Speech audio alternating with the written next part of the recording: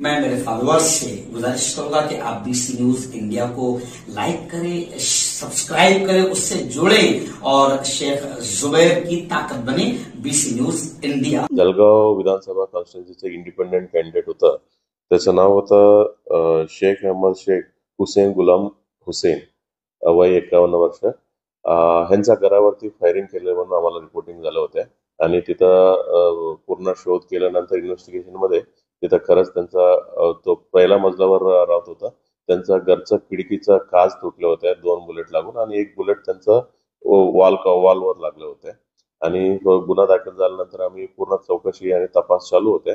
तपासादरम्यान काही सीसीटीव्ही आणखी तांत्रिक माहिती आणि हे सर्व दृष्टीने आम्ही तपास चालू असताना त्यांचं स्वतःच जे कंप्लेंट होतं ते स्वतःच साला जे मालेगावमध्ये राहतात ते इन्व्हॉल्ड आहे म्हणून आम्हाला खात्रीशीर माहिती भेटलं होतं आणि पुढील तपासादरम्यान म्हणजे ही समजलं की त्यांचा साला आणि आणखीन एक साथीदार मालेगाववरून त्या दिवशी रात्री इथं जळगावमध्ये आला आणि सकाळी इथं फायरिंग केल्यानंतर परत ते मालेगावात निघून गेले होते आणि आदल्या दिवशी म्हणजे 17 तारीख रात्री देखील म्हणजे इथे एकदा रेकी करायला तो त्यांच्या साला हे आपल्या जळगावमध्ये आले होते।